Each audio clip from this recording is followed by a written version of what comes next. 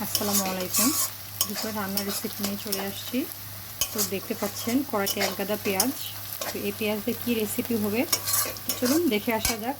পেঁয়াজ আমার মোটামুটি ভাজা শেষ। তো এখানে আমি মশলা কষাবো।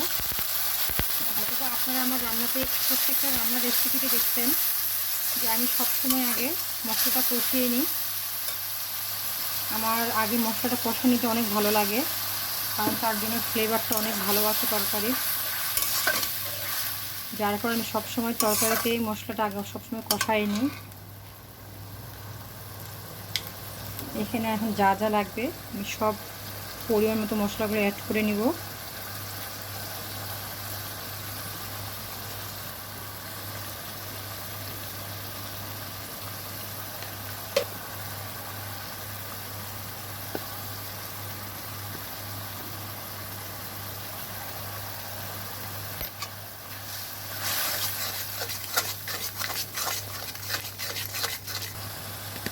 এখানে হচ্ছে আমি ধনিয়ার গুঁড়ো অ্যাড করে নিলাম,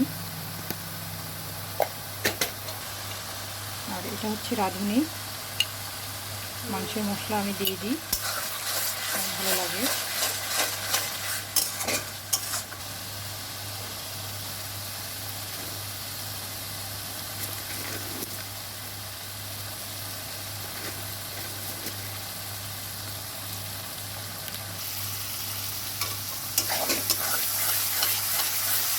এখানে মশলাটা যত কষানো হবে আপনার তরকারির ফ্লেভার মজা তত বেশি হবে। এই জন্য মশলাটা আমি অনেক ভালোভাবে কষিয়ে নিই। এটাই হচ্ছে আমার রান্নার আসল টিপস। আমি এখানে ভুড়ি রান্না করব, যার জন্য আজকে আমার মশলাটা সব কিছু পরিমাণ আজকে একটু বেশি বেশি।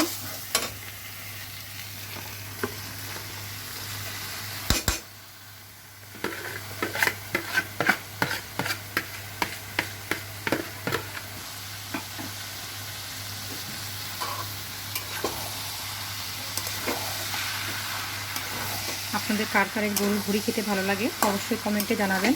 আর আমার ভিডিওগুলো যদি আপনাদের ভালো লাগে থাকে তো অবশ্যই একটা লাইক কমেন্ট শেয়ার অবশ্যই অবশ্যই অবশ্যই করে দিবেন।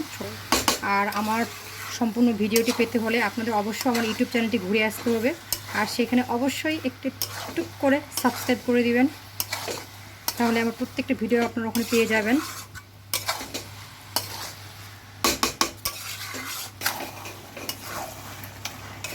তো দেখুন আমার ভুটিটা এখন অনেকটা সফট হয়ে আসছে, আর তেলটাও দেখতে পাচ্ছেন এই যে গা থেকে ছেড়ে ছেড়ে দিছে।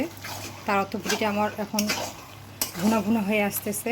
এখানে এভাবে যত আমি নাড়তে থাকবো তত ভুটিটা আমার মোলায়েম হবে এবং কষানো হয়ে যাবে।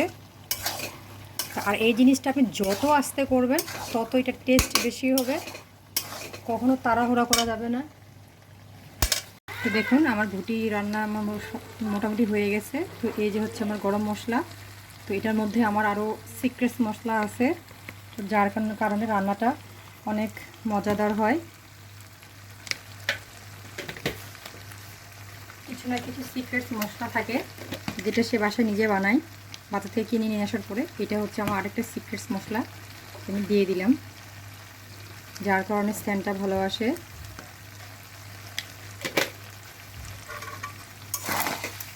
আমি নেড়ে চেড়ে আর একটু কষিয়ে নিব।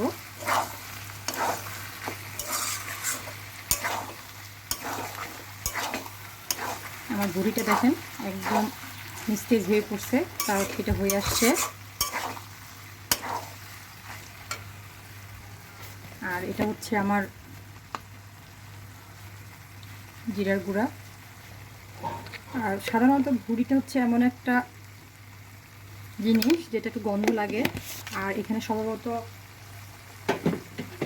যে কোনো মশলার পরিমাণটা একটু বেশি লাগে যেন কোনো গন্ধ ফ্লেভার না থাকে। আর একটু ভাজা ভাজা করলে ভালো লাগে, যার যেটা ইচ্ছা যে যেভাবে খেতে চায়।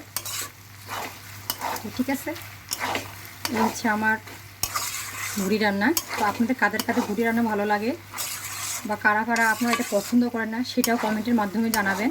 তো এটা তো হচ্ছে আমাদের বাসার সকলের একটা পছন্দের খাবার।